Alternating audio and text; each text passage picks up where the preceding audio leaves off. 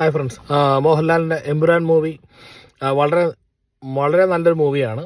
നിങ്ങളെല്ലാവരും തിയേറ്ററിൽ ഒരുപാട് പേര് എൻ്റെ അടുത്ത് മോശപ്പെട്ട റിവ്യൂ ഒക്കെ പറയുന്നുണ്ട്. അതെന്തിൻ്റെ അടിസ്ഥാനത്തിലാണെന്ന് എനിക്കറിയത്തില്ല. നമുക്ക് കഥയുടെ ആരംഭം മുതൽ തന്നെ അവർ അതിനൊരു ഇൻട്രൊഡക്ഷൻ കൊടുക്കുന്നുണ്ട്. ലൂസിഫറിൻ്റെ രണ്ടാം ഭാഗമാണെങ്കിലും എമ്പുരാൻ എന്ന് പറയുന്ന മൂവിയുടെ ഒരു ബേസ് എന്താണെന്നുള്ളത് അതിൻ്റെ ആ സ്റ്റാർട്ടിങ് തൊട്ട് കണ്ടാലേ അത് മനസ്സിലാകത്തുള്ളൂ. അപ്പോൾ അതിൻ്റെ ഇൻട്രൊഡക്ഷൻ നിങ്ങൾ കാണണം.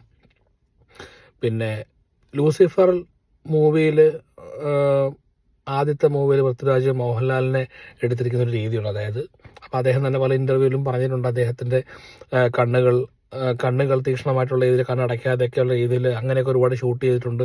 പക്ഷെ അത് മൂവിക്ക് ഒരുപാട് ഇമ്പാക്റ്റ് അത് കൊടുത്തിരുന്നു.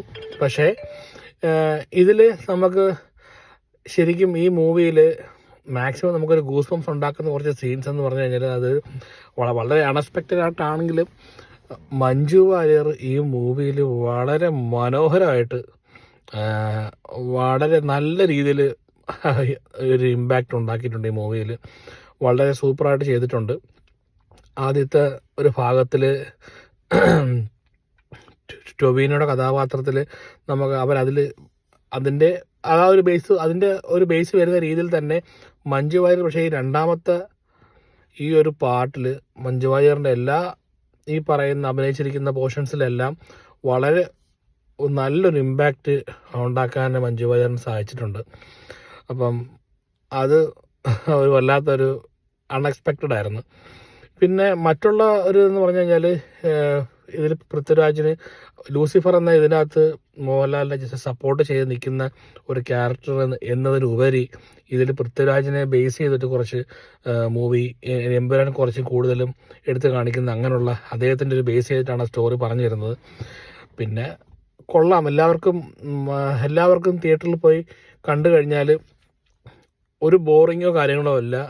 ഡയറക്ഷനൊക്കെ വളരെ നല്ല രീതിയിൽ നമുക്ക് ഏതൊരു മലയാളിക്കും അഭിമാനിക്കാൻ പറ്റുന്ന അത്ര മനോഹരമായിട്ട് തന്നെയാണ് പൃഥ്വിരാജ് ഈ സിനിമ എടുത്തിട്ടുള്ളത്. അതിന് പിന്നിൽ ഉണ്ടായിട്ടുള്ള അവർക്ക് വേണ്ടി വർക്ക് ചെയ്തിരിക്കുന്ന എല്ലാവരും എല്ലാം ഒന്നും പറയാനില്ല, എല്ലാം വളരെ മനോഹരമായിട്ടുണ്ട്. എല്ലാവരും തിയേറ്ററിൽ പോയി കാണുക, അത്രേ പറയുന്നുള്ളൂ. നല്ല മൂവിയാണ്, പൈസ മുതലാവും. പിന്നെ അങ്ങനെയാണ് ഇങ്ങനെയാണ് വല്ലവരും പറഞ്ഞതൊന്നും കേൾക്കാൻ നിൽക്കണ്ട. ഇപ്പോൾ അത്യാവശ്യം കാണാൻ പറ്റുന്ന നല്ലൊരു പടം ഇപ്പോൾ ഈ എമ്പുരാൻ തന്നെ ഉള്ളൂ. നിങ്ങൾ പോയി കണ്ടോ. പൈസ മുതലാണ്, വേറെ കാര്യമൊന്നുമില്ല.